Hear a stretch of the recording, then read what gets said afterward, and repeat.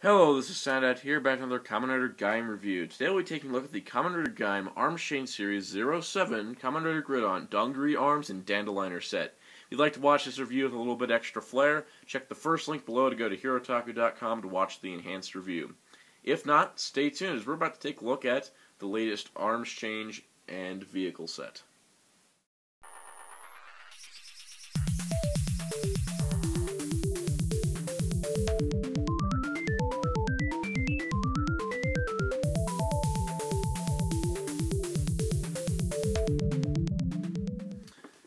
Alright, so here we have Arms Chain Series 07, Kamen Rider Gridon, Dongri Arms, and Lock Vehicle Series 03, Dandeliner.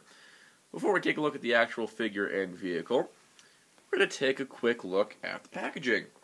That's actually quite interesting, as this is the first time we've seen a package this wide, in this line that is. Normally they're about this size. This is about twice the size. That's because it comes with the lock vehicle, the Dandeliner. Now, whatever reason Bandai had, Gridon and Kurokage are the only non-main riders to be released in the Kamen Rider Gaim retail arms change line, and they're the only ones to come with lock vehicles, which was a separate line with the Sakura Hurricane and Rose Attacker. Now they're starting to incorporate them with the figures, and we believe, as far as we know, the Tulip Popper that comes with Kurokage as AC09 is the last of the lock vehicles. But it is really cool that they started including these together. But a lot of stuff was in here. But they did kind of keep the same style, so you do have this sidebar image of Gridon there. On the top, you got the transformation bits, him on the bike, and an image from him in the series, and a really good image of him on the bottom. Also, you can see the lock mode of the lock vehicle and Gridon there. And on the back, you can also see Dandeliner, Gridon and Dandeliner.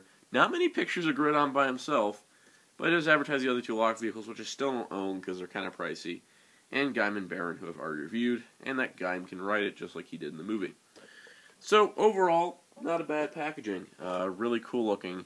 I like it a lot. But, taking a closer look in, we're going to put the lock vehicle off to the side for now. We'll take a look at that next. But let's take a look at Gridon. Now, Gridon is, of course, Hideyasu Jinochi from Team Invito. Got his lock seed, and he got his lock seed from Kumon Kaito, Armored Rider Baron, and then Sid was like, hey, you want a belt? And then Jinochi was like, yeah, I'll take a belt. And then he became Kamen Rider Gridon, or Kamen Rider Ornak for those people that follow Acer subs. Not really sure why they did that. But, that being said, he does use the Night Body and the same music as Baron. He also has only transformed on screen twice, appeared in 4 episodes, henshined, and really, he's been a major character in the series and still hasn't henshined since his big character change, which is really frustrating. That being said, this is a really good figure. It's based on the Night Body that we saw with Baron, and it's got a new head sculpt. It's even got more of a Night look than Baron did. He's definitely not going to give up. He does look pretty cool. The brown is an interesting color. It goes with the acorn theme, the Dongri arms. But it mixes well with the silver, and I think it looks pretty good. Now, that being said, the more interesting part is the Dongri arms, or the acorn arms. Hence, Ornak. Dongri, flipped is Gridon.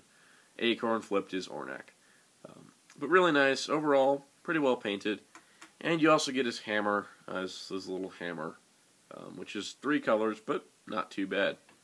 So, without further ado, let's place this on his head. So you get the acorn, and do the arms change transformation, because he will never give up. Really cool little bits of transformation. These are simple enough. The shoulder pads come down, and this piece actually slides on this really complicated hinge. And then the back plate here is very small, but it comes off his head. And now we have Gridon as we know and love him from the series. I find it funny that Gridon was listed by the writer of the series. He said that Gridon was probably going to be a fan favorite character, and yet Bravo seems to have stolen the thunder on that train. But here you go. Overall, well done arms change. Really compact, and that's mostly due to the design. I love the way the chest piece works, because it easily could have just been simple, but it does do that sliding trick that Mango Arms did, but even better. What's interesting is that there's a couple double hinge on the shoulder pads, so you can have them stick out like this if you want. I'm not really sure for all the hinges on that, and same with the Matsubokuri arms with Kurokage. There's a bunch of hinges for no distinguishable purpose. The articulation is not restrained, and the articulation is a ball-jointed neck that is really squeaky. This slightly worries me. I have this issue with Zangetsu Shin, and we'll get to that when we do his review next. But yeah, it's kind of weird. I think Gaim also has a squeaky head. But you got the outward shoulder movement. You got 360 shoulders. It is completely blocked by the arms change, though. You can only go forward so far. You got a bicep rotation, elbow bend, a wrist swivel, the grippy hands, a waist joint, outward leg movement, forward leg movement, thigh swivel, knee, and an ankle pivot. Or it's an ankle ball joint, actually. So really cool. You can give them this Dongari hammer, or whatever they call it. They have really clever names for the weapons, but they don't actually say them in the series. And now he's ready to smack someone, and really he's only successfully destroyed an Inves. He's never actually successfully fought a Kamen Rider. But overall, not bad looking. Give a little 3D turnaround here. I really like the arms change. It's well translated. It's a very simple design in that matter, but it works very well. I like it, and it overall looks pretty cool. But speaking of things that are really cool, let's take a look at Gridon's lock vehicle that he comes with, the Dandeliner.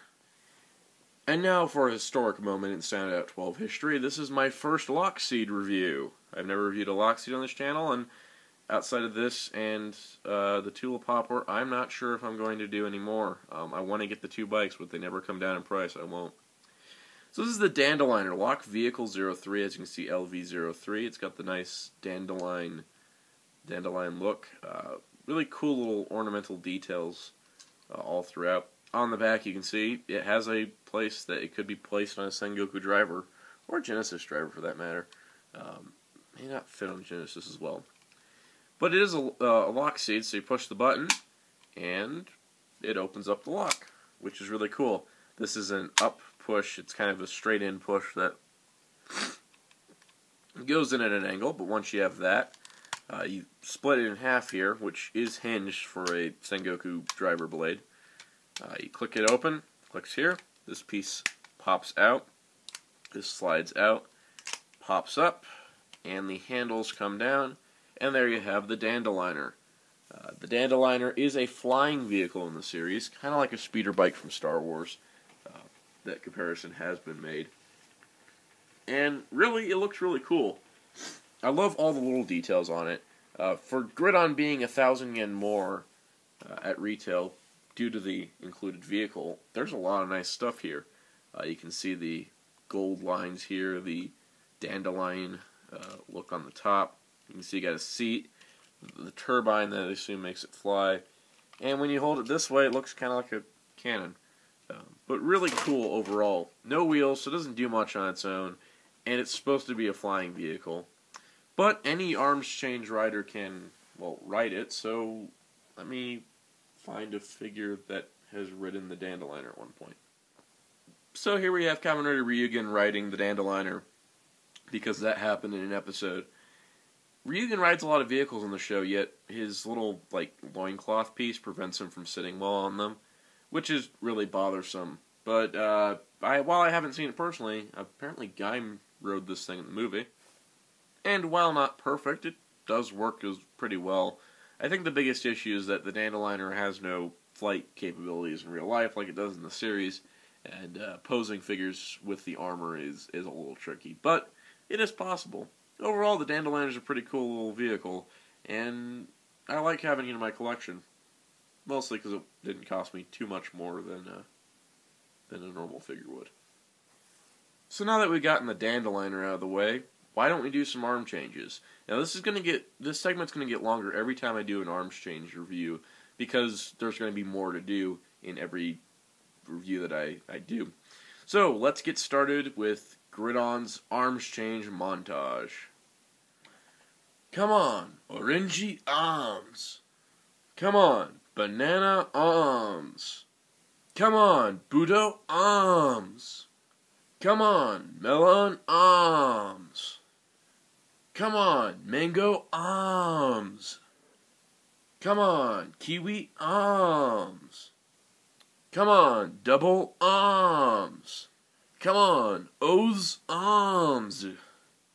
Come on, Forze arms. Come on, wizard arms. Suya, dongari arms. Come on, dongari arms. Hai, dongari arms. Suya, dongari arms. So overall, I can highly recommend Kamen Rider Gaim Arms Change Series 07, Kamen Rider Gridon Dongari Arms, and Lock Vehicle 03 Dandeliner. That is the longest freaking name for a toy I've reviewed in a long time. Really neat set. It retails for 4,000 yen, which isn't bad considering getting a 3,000 yen arms change figure and a discount lock vehicle, because the other two lock vehicles are 2,500 yen. This one's only 1,000. So really cool set. I enjoy it quite a bit. Dongari Arms is pretty neat, and it's a character that I think is really cool from the show. I just wish he'd henshin more. Overall, definitely recommended. I bought mine through AmiAmi, but several other stores do get somewhat regular restocks, but it is getting hard to find some of the AC figures, and if you're collecting this line, you know that very well. Definitely recommended. And be sure to check out HeroTaku.com for all your Kamen Rider Gaim news and more. Discuss Gaim on the HeroTaku.com forums at HeroTaku.com/forums. And check out Radio Nihon for all your Tokusatsu radio needs. Until next time, saying goodbye.